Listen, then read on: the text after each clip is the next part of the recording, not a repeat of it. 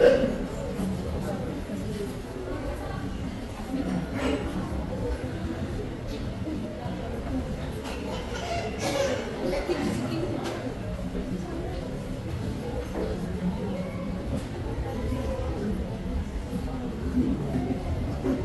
morning po mga kapatid. Kamusta po ang mga buhay-buhay? Maayos naman? Maayos naman to? Mga bro, mga sis, mga bossing, mga sir, mga madam. No? Mabuti naman. No? Tingin ko nga naman mabuti, no? Pero iba parang hindi. Iba naman nakasimangot pa eh. Bakit po tayo nakasimangot? Smiles mo natin, no? Para ready po tayo sa ating pagsamba. Praise God po. Nandito po ba lahat? Last Sunday, meron dito absent?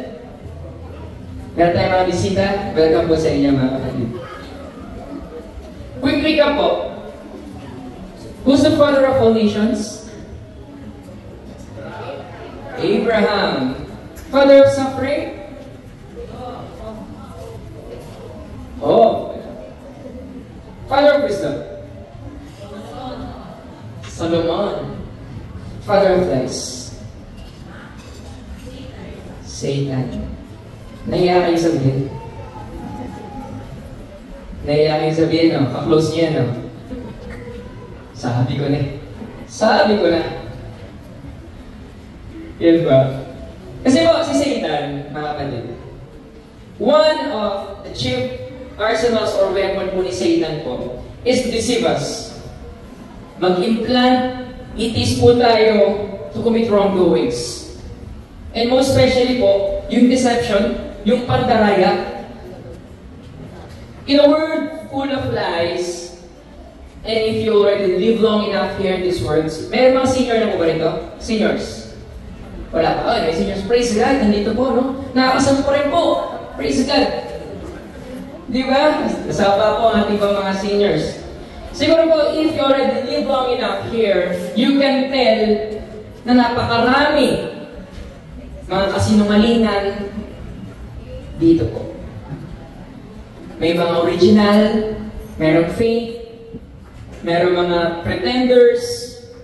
Yes, it looks good. Yes. But it is not literally right and true.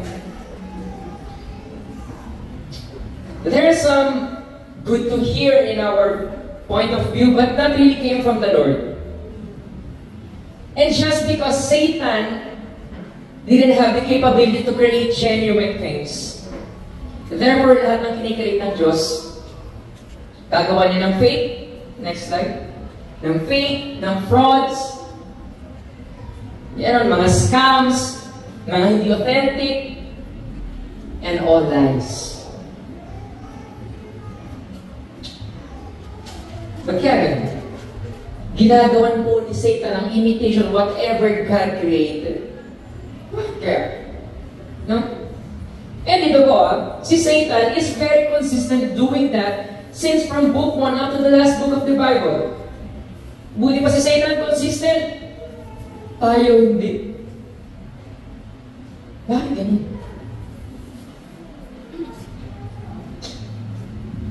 Ay.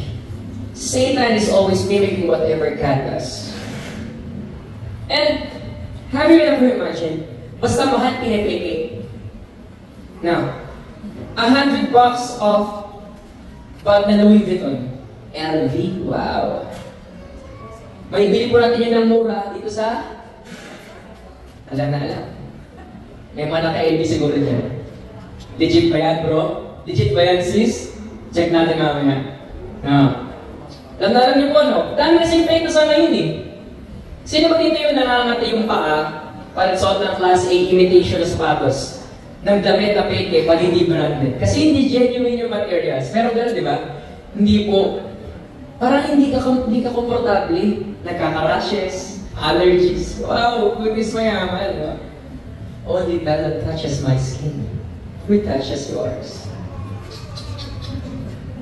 Well, kasi po, kahit si Christ already warned us, dito po sa Matthew 24, next slide. For there shall arise false Christs and false prophets, and shall show great signs and wonders, insomuch that if it were possible, they shall deceive the very elect. Di ba po? Kahit po si Christ nag-warn na po sa atin, sa huling araw maglalabasan daw po yung mga peke, false Christ, mga pekeng propeta, mga sudugads, mga wannabes. Unfortunately po mga kapatid, hindi lang po basta yung faith or yung religion po yung pinipeke ngayon.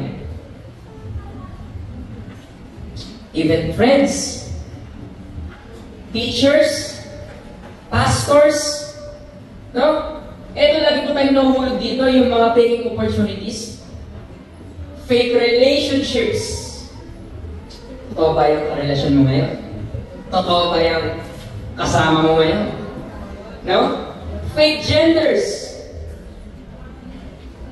Fake love. Pag nag-ailabi tayo, parang hello na lang. Napakadaling ibigay. Kapatid, totoo ba yan? Well, let's see it for yourself. Mga post sa social media, mga kapatid, mostly fake news Kaya ganun. And ito po let's search ourselves. Baka pati po yung pag-worship po natin, baka peke na rin. Baka di po natin napapansin, pakitang tao na lang po ito ginagawa natin. Sino bang nakakaya sa Panginoon? Sino bang nakakaya sa Diyos? Tayo rin po kung niloloko po natin sa sarili natin. Kung nakikiayaw po tayo sa mga peke, sa mga nagpapanggap. Therefore, ang mundo po natin ay parang sa isang malaking karagatan, mga kapatid. Isang karagatan maaari po tayong malunod if we kept on intaking lies, mga kasinungalingan, mga walang katotohanan, walang tuturan. That's why I entitled this sermon as Navigating Sea of Lies, Anchored in God's Truth. But before that, please do me a favor. Please do lend me your ear, kasi sobrang na-miss ko po sobrang na-miss ko pong mag-message dito sa harap. I prepared 40 slides, 43 here. So, this is gonna be long. Pero, huwag kayo mag-alala, bibilisan po natin. And if you didn't listen to this message, I already talked sa next na speaker natin, next Sunday, na hindi niyo po maunawaan yung i-message niya kapag hindi niyo po inintindi po yung message niya. So if you do, but before that, let's all pray.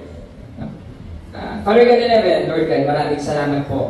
We come before you today with all our hearts humble, seeking yung guidance mo, Lord, yung strength in the midst of lies and deception. Lord, you are the truth. Alam po namin na ikaw lamang po. We know that there is no darkness or falsehood po sa inyo. We ask, Lord, yung protection, yung sa deceit of this word, Lord, yung discernment po sana po yung ma-receive po namin para makita po namin ang katotohanan. Please open our eyes, Lord, dun sa ways where we can be deceived. Para namin pong malaman, namin pong matutunan kung paano po itong paglabanan. Help us to walk, Lord, in integrity and honesty, Lord, na kung ano man po ang aming isipin, kung ano man po ang aming gawin, yung kagustuhan niyo po ang masunod. Please do strengthen our resolve to speak the truth in love, Lord, na hindi po kami manloloko, hindi po kami gagawa po ng kasinungalingan pa, sapagkat ayaw po na yung makiayon sa mundong ito. And we trust this and all your promises rather than the lies that may surround us. And we lift all our highest praises po sa iyo, Lord. In Jesus' mighty name, let's all sing amen. Amen. So are you ready po? Sayo sa po, kapatid, ready ka na? Amen. So my first pointer, we're going to talk about Book of Exodus, Old Testament. Sige po. Our first pointer, the nature of lies and deception. We're talking about indisposition. Everything said earlier were superficial. Unlike sa binibigay or kayang ibigay ng Diyos po sa atin na supernatural disposition. Kasi po, we need to fully realize na kadalasang comfort na ibinibigay po ng Diyos ay ng mundo ay puro panlilin lang. Puro panggaya. Some validations that this world offers usually fraud. Opinion sa TikTok, opinion sa X. Alam niyo yung X? Hindi na alam. Huwag niya lang alamin. Instagram, Facebook, mostly hindi po totoo eh. Mga fake news. Even if everyone says that it is true, it doesn't mean that it is true. Kahit majority pa mga kapatid nagsabi, ito yung totohanan. Pakinggan mo kapatid, ito. But it doesn't mean na ito talaga yung totohanan. Ikaw sa scriptures, maglalabasan daw po yung mga peking propeta. So I want to take this opportunity mga kapatid to drill this into us. Hindi po kayo sa atin, pati rin po ako, lahat po tayo. No? Kasi alam po na ni Lord eh. Nag-warn na po siya, kaya dapat alam po natin wala na dapat debate, wala nang arguments. Kasi siya lang po yung nag-iisang authentic, siya yung nag-iisang genuine, siya yung nag-iisang totoong Diyos. Maglalabasan na po yung mga ganitong klase, hindi na lang magpapanggap and will tell and share in behalf of Him. Mag-act and function with his or her prophetic role, but illegitimately, secretly, but for the purpose of deception. May kilala po ako isang prophet, but I am not sure kung totoo to. Can you please help me? Next slide. Si Prophet Jeremiah, totoo po ba siya? Amen. Kasi po si Prophet Jeremiah already warned us in 14:14, when the Lord told me the prophets are prophesying lies in my name. I didn't send them, I didn't command them, I didn't speak to them. They're proclaiming to you false visions, worthless predictions, and the delusions of their own minds. They are prophesying to you false visions. To distinguish yung real at fake prophets, dapat we should look to where or what is their source of information. Ang tunay na propeta galing sa Diyos. Ang mga hindi tunay o peking propeta galing lang po sa kanyang sariling kaalaman, sa kanyang sariling kagustuhan. And in reference to that, the same book in 23:16, this is what the Lord of the heavenly army says. Don't listen to the words of the prophets who are prophesying to you, they're giving you false hopes. They declare visions from their minds. They don't come from the Lord. They will fill you false hopes. Kapatid, mag-ingat ka sa mga pinakikinggan mo, sa mga pinapanood mo, sa mga kinahihiligan mo. It's either false visions or false hopes yung nare-receive mo. From Old Testament, pinagtibay mo siya. From Jeremiah up to the New Testament, sa Revelations 2:2. I know what you've been doing.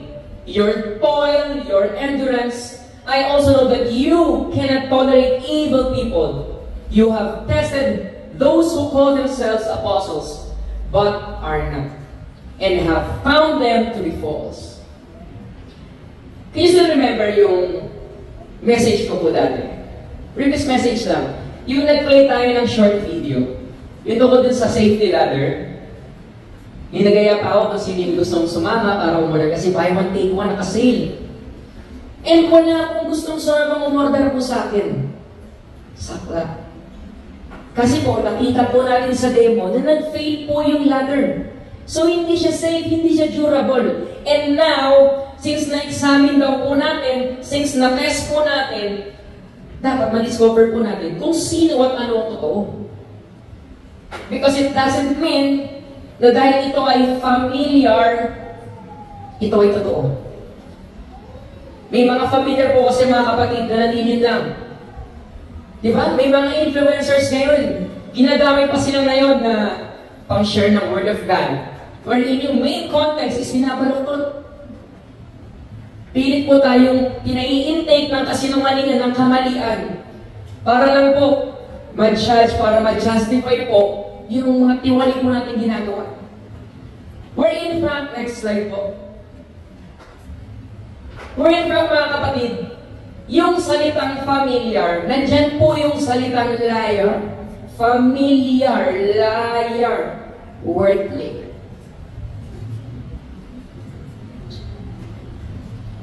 Kailangan po din maging vigilant. Sana ma-realize po natin ito. Sana po.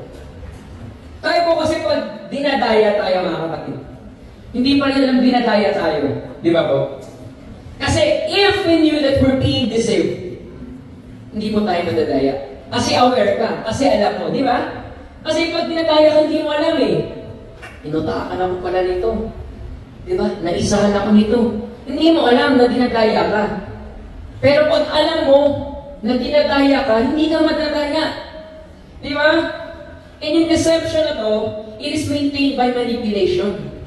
Kaya dapat at mabuting malaman po natin kung sino po yung mga huwad at mga nagpapanggap. Para hindi po tayo maligaw at manipulate na kung sino man. Tayo po. Every time we experience trials, heartbreaks, problems, diyan tayo sinasamantala po ng mga taong yan. Di ba? Through our emotions, they will tell, ganito yung gawin mo kapatid.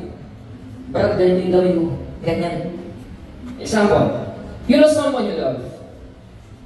Huwag na tayong lumayo, family member or relative. Of course, since we do love them, may miss natin sila. Di ba?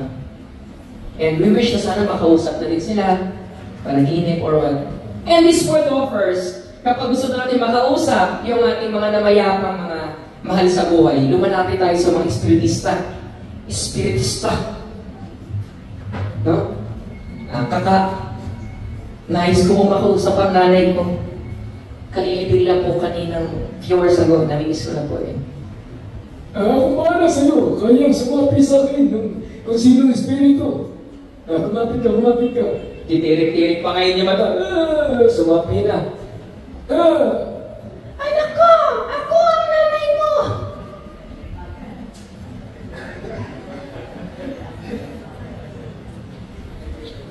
Ikaw ngayon, paniwala ka naman kapatid. Tawa-tawa kayo. Siguro nasubukan nyo na.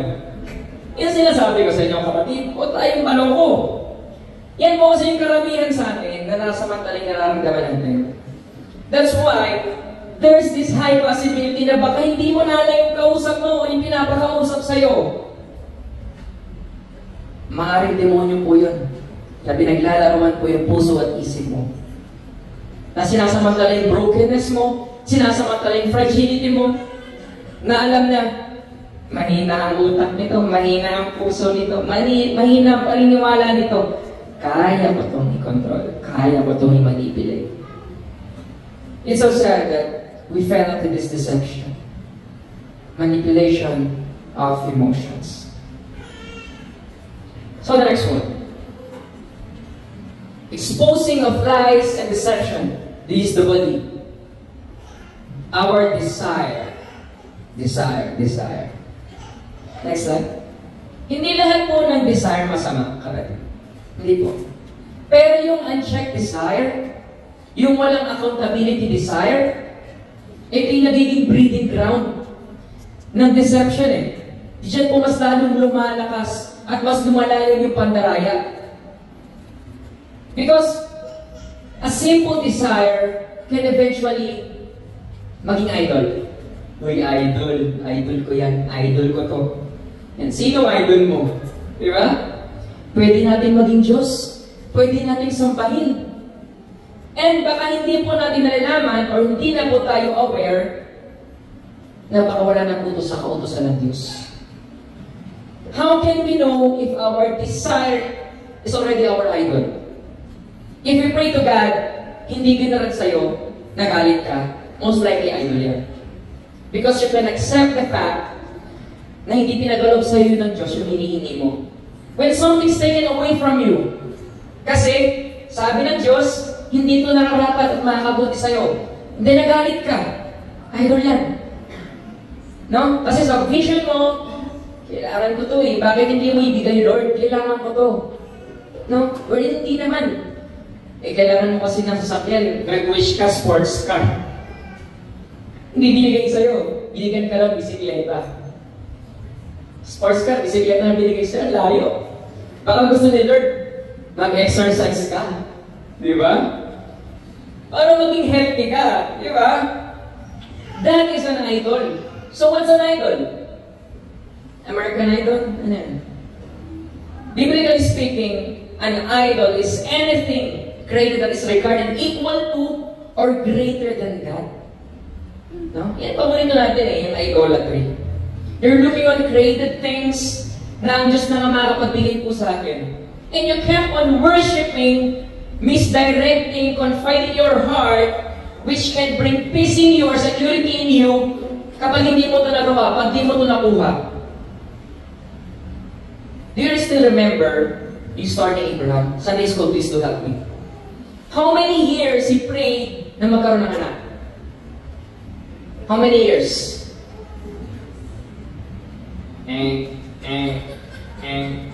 Kalimutan na. 25 years po mga kapatid. And 100 years old na siya that time. And si Sarah is 90 years old. Kaya yung mga wala pang anak dito, pagkuhan ng pag-asa, 90, 100, nagkaanak pa. No. Don't worry kapatid. Ang tanong, aabot ka pa ng 100? Yan ang tanong. Because if you do, tulad nila, maybe, naka-receive sa'yo ng 100,000 sa gobyerno. Umabot ng 100 eh. Sana lahat umabot ng 100, sana ako din. Sayang 100, marami akong mabibili sapatos. Di ba? So nakatanggap na silang 100, sana. Imagine 100 years old na si Abraham by that time, and 90 years old si Sarah. Then 2 years later, ilang years? Nung sinabi ng Diyos na i-alay daw si Isaac sa kanya, ilang years? Sunday school. 13, praise God po. 13 years. So Abraham got confused and worried. Lord, what's this? You've granted me a child? No? And then you will take it away from me. Bakit ang bilis? Kalahati pa lang, Lord. 25 years ako nanalangin. Kalahati pa lang, gusto mo nang bawiin. Sabi ng Diyos, iaalay mo, patayin mo yung anak mo para sa akin.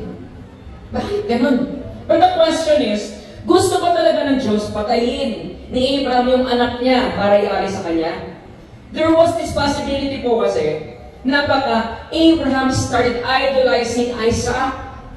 And ito po yung isang malaking conflict at problem po sa first commandment. Still with me. What God wanted to emphasize on this is nung ibinigay ko yung desire ng puso mo, and ngayon ibinigay ko, now, nasa akin pa rin ba yung puso mo? Kasi kailangan tinitis eh. No? Di ba?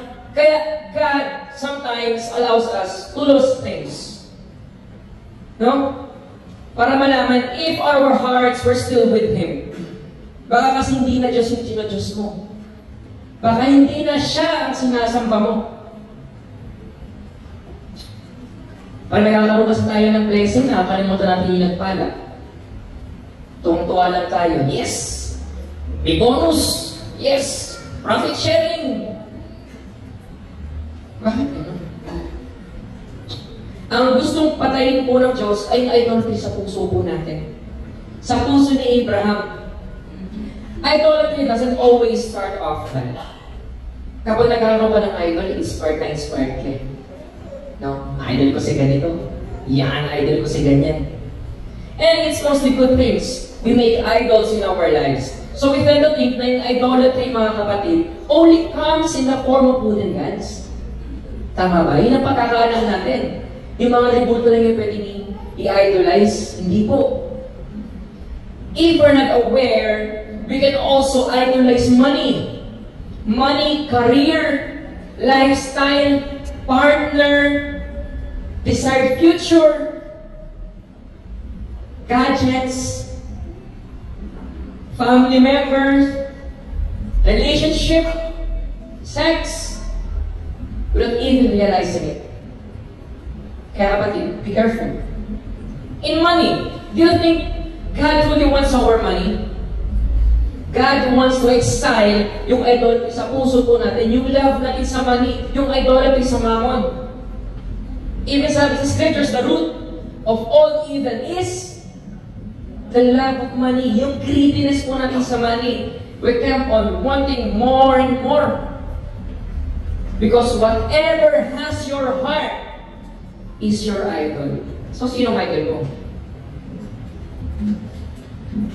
Ayaw na ayaw po kasi ng Diyos na meron tayong ibang tinitingala. Malinis. No? Ayaw na ayaw ng Diyos na meron tayong ibang sinasamba. Maliban po sa Kanya. Because our God is a jealous God. And with that, kaya gusto kong palayain ng Diyos ang Israelites from Egypt to Promised Land. He brought Egypt 10 plagues. 10 plagues. Dami. Pero kung kayo mag-alala, hindi ko babagitin lahat yun. Mga ilang piraso lang. No. Most siguro po familiar po ba yun dito? Yung 10 plagues. No? Oops. Familiar. So be careful. Since God wanted the Israelites to be freed from bondage and oppression, nagpadala siya ng tao. Sino pinadala niya? Si Moses. May sidekick. Sino yung sidekick? Si Aaron. Dalawa silang pinadala. To convince the Pharaoh. So we're going to talk about Moses arguing with Pharaoh. From Exodus 5:1-2, after Moses and Aaron arrived, they told Pharaoh, "This is what the Lord of God Israel says. Let my people go so they make a pilgrimage for me in the desert." No? Sabi niya, "Hey you, Pharaoh, sabi ng Diyos, palayain mo lahat ng pinahirapan, lahat ng kinulong mo, lahat ng Israelites. Pakawalan mo." Sabi sa to, sabi ng Pharaoh, "Who is the Lord? What should I listen to Him and let Israel go? I don't know about the Lord. Not will I let Israel go." Sinong Diyos? Anong pinagsasabi mo? Wala akong nakikilala at nalalamang Diyos. O Panginoon. Nagmatigas pa rin ang Pharaoh. That's why, next slide. Sabi po sa 8 ng Exodus, "Then the Lord told Moses and Aaron, kapag ang Pharaoh daw po, mag-perform ka ng milagro, ganito ang gawin mo.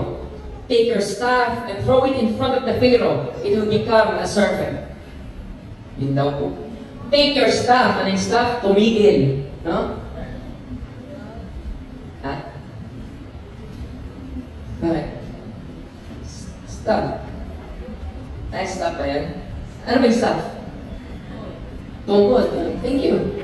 Kasi susubukan ko lang kayo kung nakikinig ko kayo. Baka hindi po kayo nakikinig. Praise God.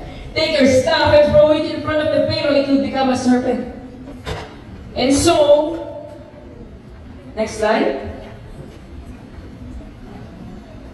Moses and Aaron went into Pharaoh and did what the Lord had commanded them. Aaron threw his staff in front of Pharaoh and his officials, and it became a serpent. Ibinago po niya. Naging ahas. Wow. Siguro pag nakakita po tayo, ngayon, example, cellphone ko, ibato ko po ngayon dito, ano mangyari? Babasag, hindi, matibay, box. Ito, di ba? Pag binagsak ko, ano mangyari? Kung maging ahas to. Di ma-amaze kayo ngayon, lalo kayo maniniwala ko sa kakayahan ng Diyos. Bagsak ko.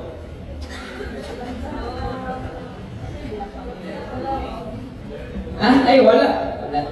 Sorry, di ko kaya mag-magic, bro. Di ba? Baka maniwala ko kayo sa kakayahan ng Diyos. Kung nagawa ko yun na mangingas, baka mag-India pa ako, baka may nag-video dyan. Mag-magic ako ngayon. Sisikat ako ngayon, mahirap na. Kaya nga kung di na ako nagtuloy ng Star Magic. Then sa Exodus 7:11.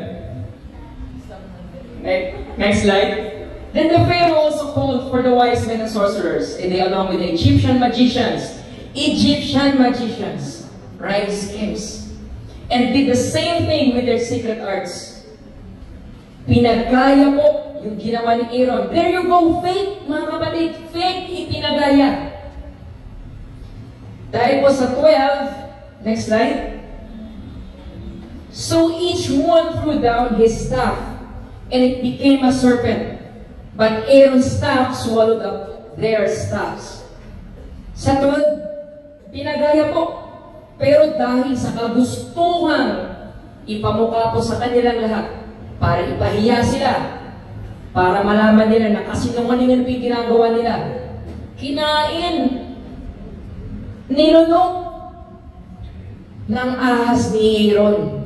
Yung ahas na ginawa ng mga Egyptian magician. Diba? Di ba nakakaya yun? Nag-magic ka, kinain. Kasi iba talaga mga kapatid yung authentic eh. Iba yung original. Iba yung genuine. Diba? Kaya it's so sad to know na meron nagkasabing, kung magpapakita lang sa akin si Lord, maniniwala ko sa Kanya eh. Di ba ever think makakahinga ka pa pag nakita mo si Lord? Diba? Ganun ba kababa yung tingin mo sa Diyos? Ay, parang angel, kerubin na naka-diaper, may dalang anak. Ganun ba ang tingin mo sa Diyos? No? Eh kasi po, kahit nga yung mga angel sa Bible, kung sino po yung makakita sa kanila, natatakot, nagyuyukuan, nagsisita pa. What more yung Diyos na lumalang ng lahat? Yeah, come to think of it. Diba? Mayroon pa, kung si Lord, bubuksan yung bintana ng Diyos, mag-perform ng milagro, may maniniwala ako. Eh, yun nga po eh. Sa Old Testament, bakit po? Kitang-kita nila yung milagro na ginawa po nilang ahas yung tungkod. Hindi pa rin sila naniniwala. Kasi hindi po guaranteed na kapag may milagro, maniniwala at kikilala sa Diyos. Because of what? Napakarami pong mga sinungaling. Napakarami pong mga mandaraya. Imagine po sa atin. Sa atin po mga Kristiyano, ino-offer mo si Lord, mapagmahal, tinatanggihan pa yan. Si Lord kaya magbigay ng kapayapaan, kaya magbigay ng kaligtasan.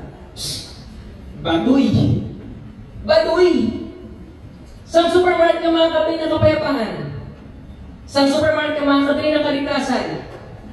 Sa supermarket ka makakabili ng totoong pagmamahal. Tinatanggihan pa rin eh. Yung sad reality po mga kapatid. No? Siguro yung pasensya, pwede pa eh. Pwede mabili, biskuit. Therefore, this will be the clash of two gods. Isang tunay at isang peke. Yung Egyptian po, yung mga Egyptian, yung mga alalay po ng mga Pharaoh, para tayo po yan eh. Tayo noon ng mga pagano. Ang dami po niyang Diyos. Marami pang nilalapitan. Sa crop, meron sa tinatawag na yung Nile River God, Sun God, kung ano mang God yan. Pero sa atin po, isa lang ang Diyos po natin. Hindi pa tayo makatawag.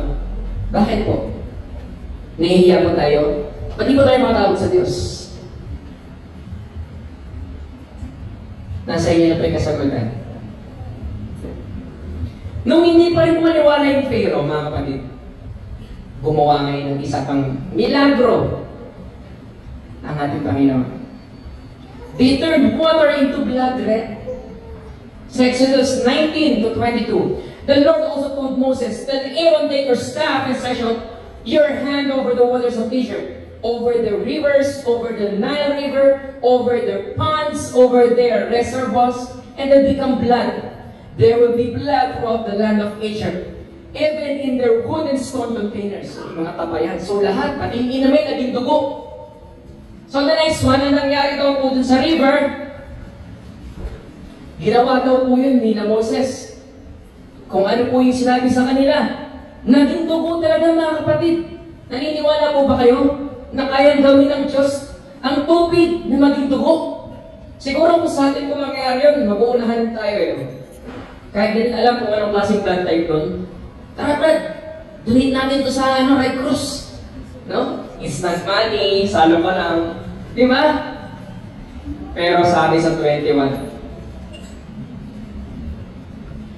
kung yung mga isda ay nagsimatay, Humaho po daw yung ilog. Yung Egyptians weren't unable na to drink kung ano man yun nandoon. Kasi naging dugo na, hindi ka pwedeng uminom ng dugo. Di ba?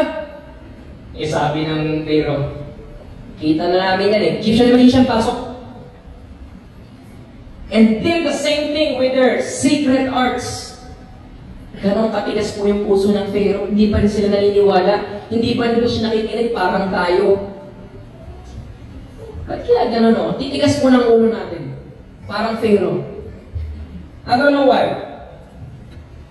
No? Kahit anong gawin po natin, kahit anong paalala, tigas pa rin po talaga. Hindi pa rin tayo sumusunod. Two things look really identical, mga kapatid. Di ba? Yung dalawang ahas, daming pinagkakain.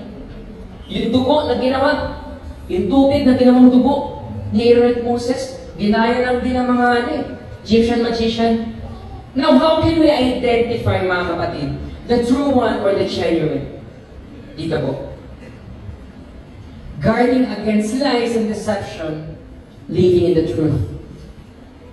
Or ang ating discernment. And then ay yung pagka-cleansing. Kung napakadumi po natin, dun sa second part, ito na dapat po yung gawin natin. We should have this ability to determine, to look and decide whether what is true and what is fake. Ito po yung discernment. We need to genuinely pray to God na, Lord, ito ba talaga yung galing sa inyo? No? We can be rich kasi in anointing, but very, very poor in discernment. No? Ito bang relationship na meron ako ngayon? Ito bang status na meron ako ngayon? God sent o hindi? Ngayon, paano ka nakasigurado? That's why, meron ko ako nakausap, isang single na tao. Hindi ako na natin pangalan.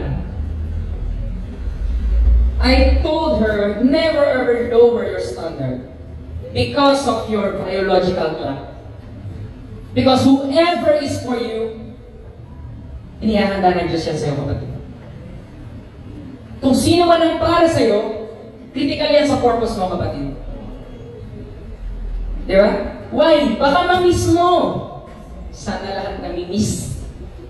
Now, what I mean ma-miss is baka makaligtaan mo, baka hindi mo na makuha.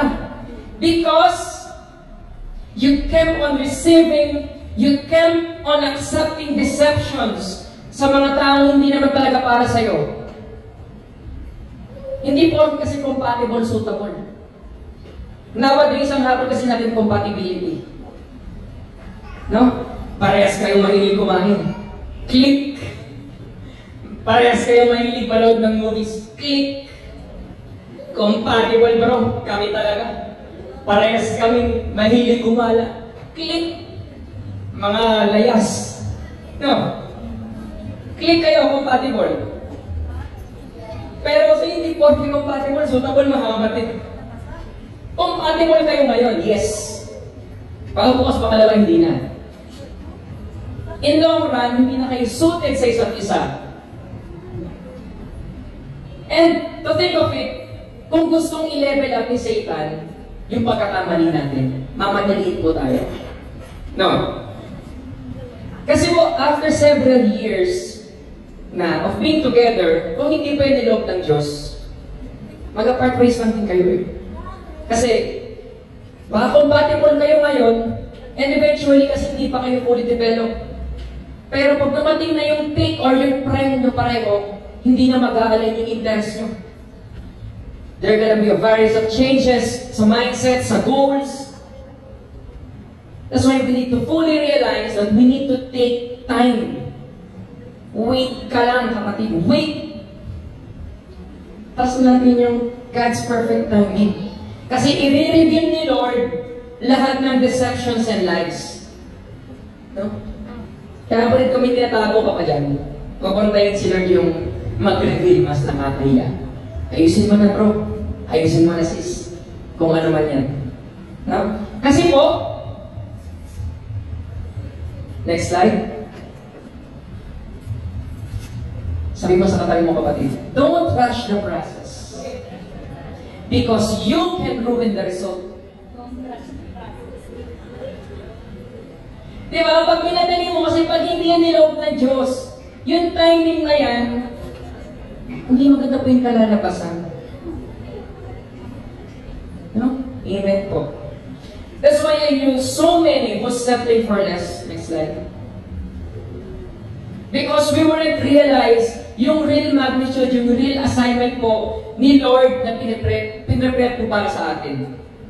Papainan ka ng mundong to ng mga gwapo.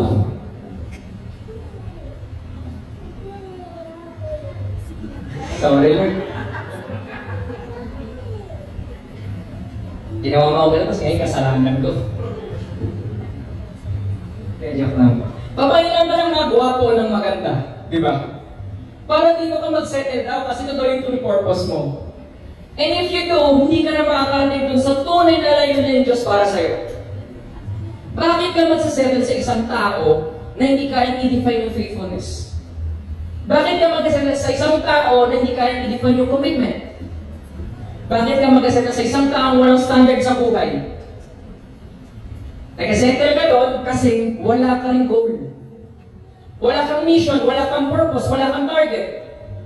Parang yung katabi mo. Ay, sabi mo sa katabi mo, kapatid, kay yan.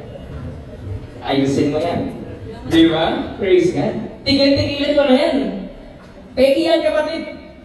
And lahat ng peke, mga kapatid. Ang baba ng value, no? Yung mga klase, ang mura.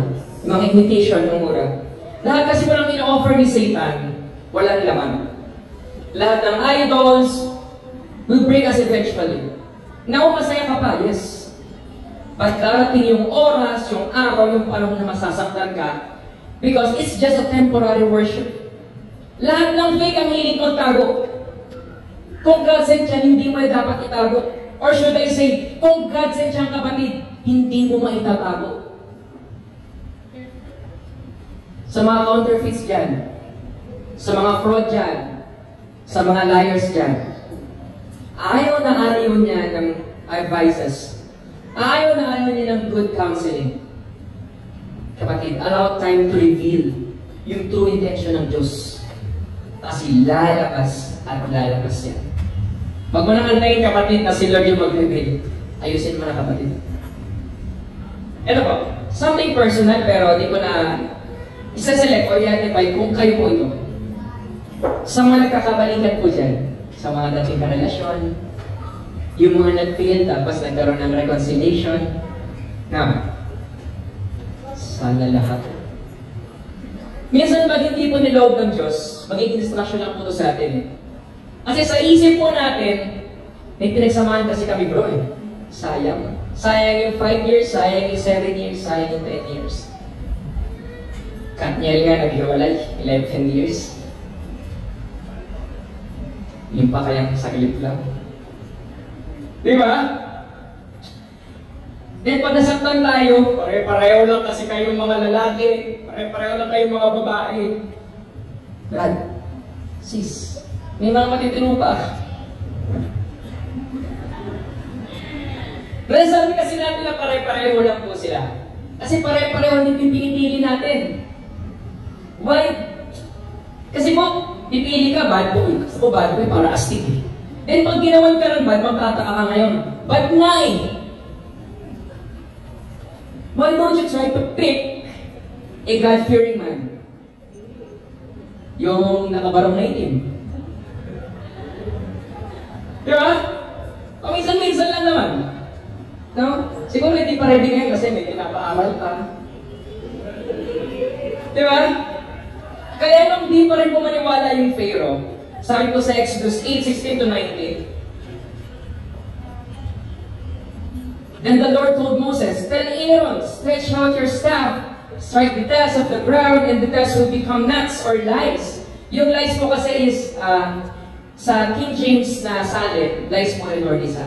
Yung nuts po is niknek. Na. Niknek po hindi po mikmek. Na. Throughout the land of Egypt. Then the next one, 17, they did this. Aaron stretched his hand out with his staff and struck the dust of the land, and nuts came on people and animals. All of the dust of the ground became nuts throughout the land of Egypt. naging niknik, naging lisagaw po. Yun po yung ginawa po ng Diyos. Ito po yung pangatlong plague. Yung pangatlong sakuna. Kasi yung una, yung sa dugo, sunod yung palaka. Ito po yung pangatlo. Pero sa 18, sabi ngayon ng Pharaoh, painit nyo. Egyptian magician, pasok. The magicians tried to do the same thing with their secret arts, but they were unable to bring out the nuts. The nuts were on the people and animals. And in 19, the magicians told Pharaoh, it is the finger of God. The Pharaoh's heart was still stubborn and he did not listen to them, just as the Lord had predicted. Sinubukan pa rin. No? Kahit anong try nila. Boss, hindi na kaya. Diyos na ata talaga yung gumawa nito. What's so unique in this miracle is only true God can give life. The time I'm preparing this message po, I feel so blessed na hindi ko talaga kaya natin. Hindi po natin kaya pala na tayo lang. Because in Luke 1:37, nothing is impossible with respect to any God's promises. Sa tao, may limitation. Sa tao, may weaknesses. Sa tao, napakaraming pagkukulang. Pero sa Diyos, walang imposible. That's how we should discern. That's how we should discern kung sino at ano ang tunay na galing sa tunay na Diyos. So before we proceed with my conclusion, please do me a favor, last na.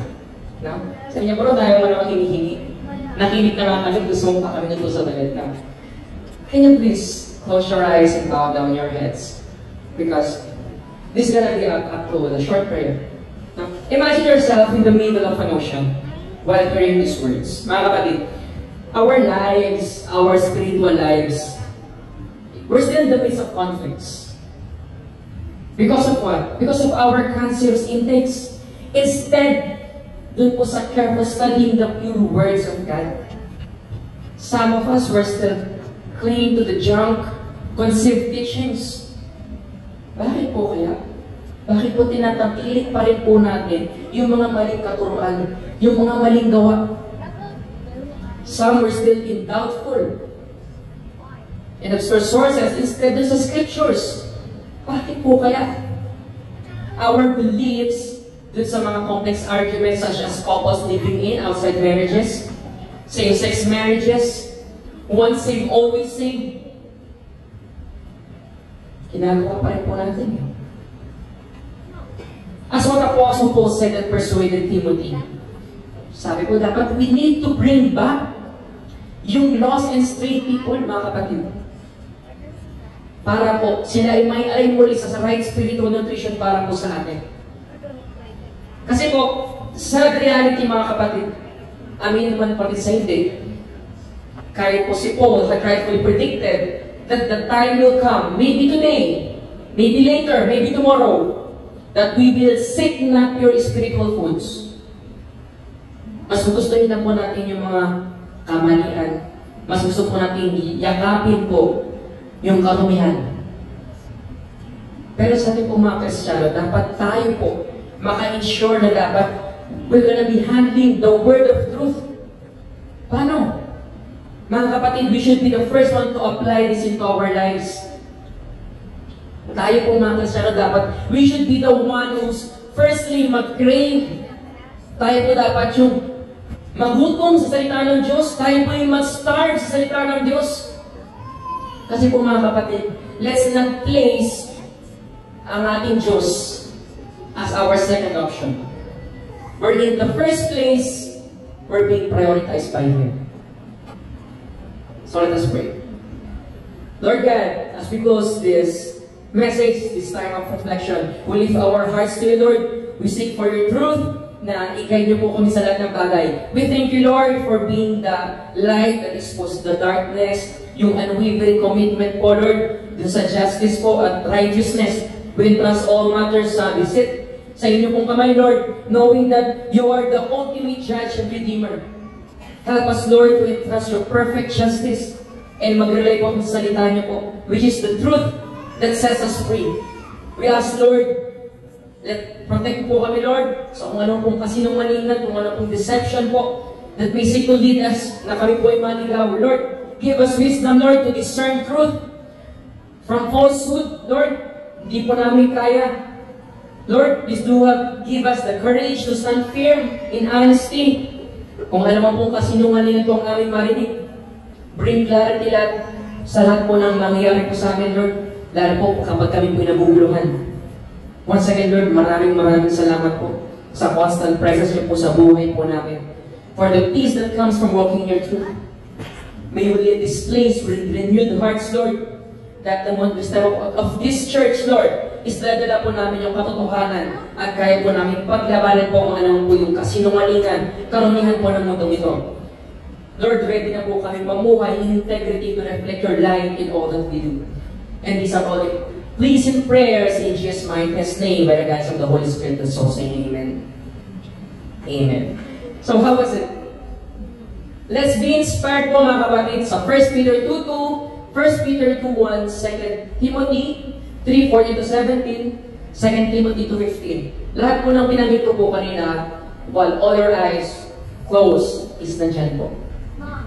May we hear His call with open hearts, respond with bold faith, and embrace the journey He sets us before us.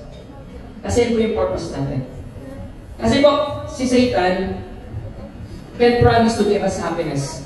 But only through God can give you joy. Satan can promise to give you rest. And after that, pagod ka pa rin. Because only through God can give us real restoration. In fact, napakarami pong mga bagay sa mundo ito na kayang ibigay ng Diyos na hindi kayang ibigay ng mundo. We should anchor ourselves in God's truth for us and not to be carried and drowned in this world full of lies and deceptions. I want, without taking this long, just want to say, may God bless us all. Have a great day po. Maraming salamat.